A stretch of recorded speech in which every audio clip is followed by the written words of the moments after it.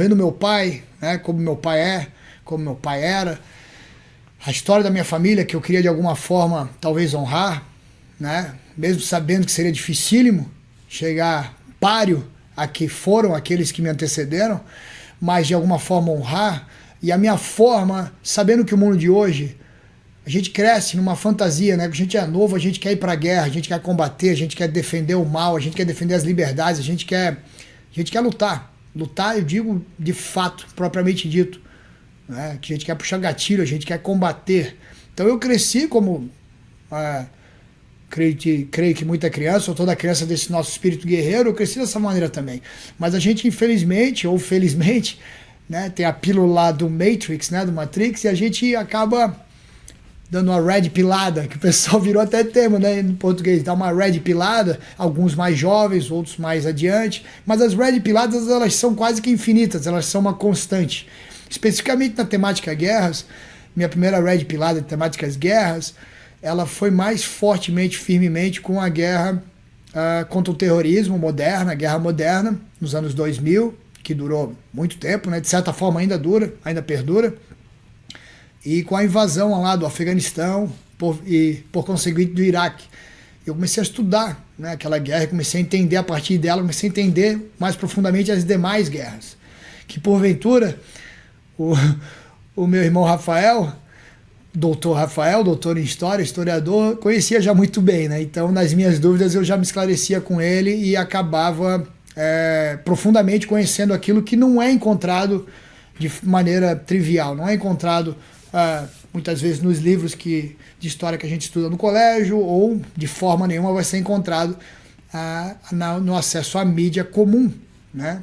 A gente sabe, hoje não é difícil dizer, as pessoas acreditam e veem, que até colocar no Google alguma informação importante, que a gente julga importante, alguma informação pertinente, de extrema necessidade, se ela for uma verdade que incomoda esse grande circo que é o mundo, né, e os controladores desse circo, é difícil de encontrar. Que loucura, né?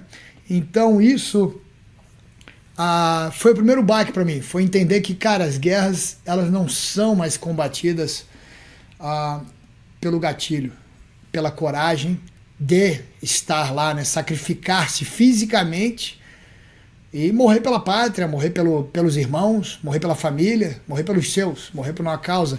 Mudou muito. E aí lá nos anos 90 tem um livro que tornou-se famoso, que foi inclusive investigado pelo FBI, uma das polícias federais americanas, né? E tornou-se público, que é o Unrestricted Warfare, né? A guerrilha irrestrita. Um livro escrito por 2 coronéis chineses, e ali eles chegam a fazer muito, muito bem escrito, né? Muito bem escrito. Livro público, PDF público, se você quiser pesquisar. E ali eles chegam a, não é essa palavra, mas de certa forma satirizar o entendimento norte-americano do que é a guerra, do que é o espírito de guerreiro, né? Os militares, naquele sentido do o jovem, o vô, foi veterano da Segunda Guerra, o pai do Vietnã, ele da guerra moderna, do Afeganistão, do Iraque. Então aquilo no sangue dele, esse orgulho, esses coronéis, eles, de certa forma, não é exatamente essa palavra, mas eles, de certa forma, satirizam esse pensamento heróico americano nesse sentido. E descrevem neste manual, né, encomendado pelo governo comunista chinês, à época, descrevem o que o futuro, o presente, início dos anos 90, e o futuro das guerras tornar-se-ia. E que, na verdade, é o que a gente acabou de ver. A gente está passando ainda aí pela guerra do medo, né? Então, a guerra do terror. O que é o terror? O que é o terrorismo? Né?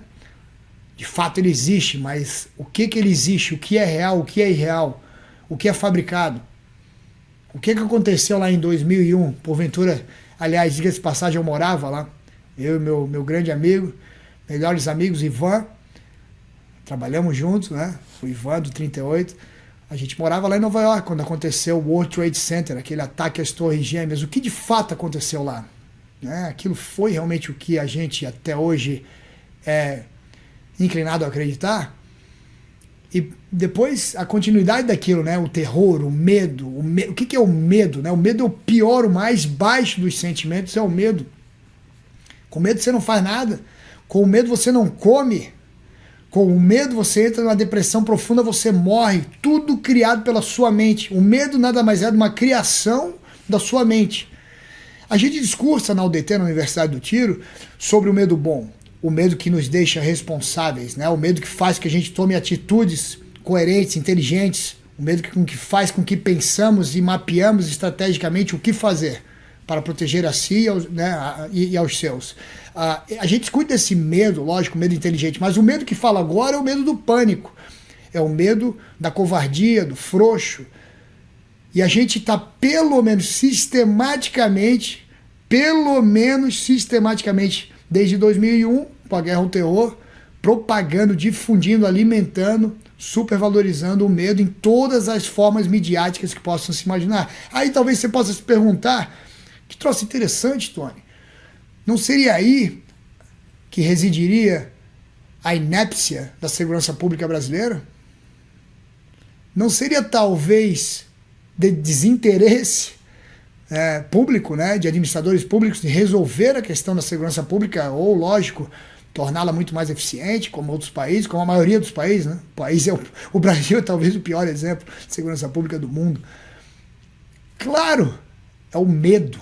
O medo jamais deve ser eliminado. Ele é alimentado como um gremlin, você enche ele de água, lógico, maquiado através das políticas diversas de enganação coletiva, né? Mas é necessário, para que a enganação coletiva funcione, do emburrecimento coletivo.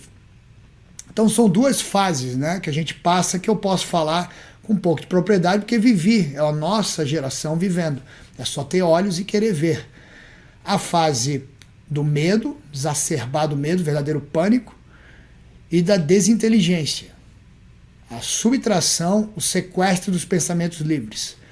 Você coloca essas duas coisas juntas, aqui engole esse lado. Você acha que esse lado consegue subir? Não, não. Esse lado aqui, o medo, ele engole esse lado e faz com que, infelizmente, se nada for feito, permanentemente a inteligência seja suprimida. Por isso que numa conversa que tive com meu querido pai recente, questionava sobre algo que me incomodava, né, na sociedade moderna, e meu pai falou: meu filho, nunca esteve tão difícil pensar. Que frase simples e completa.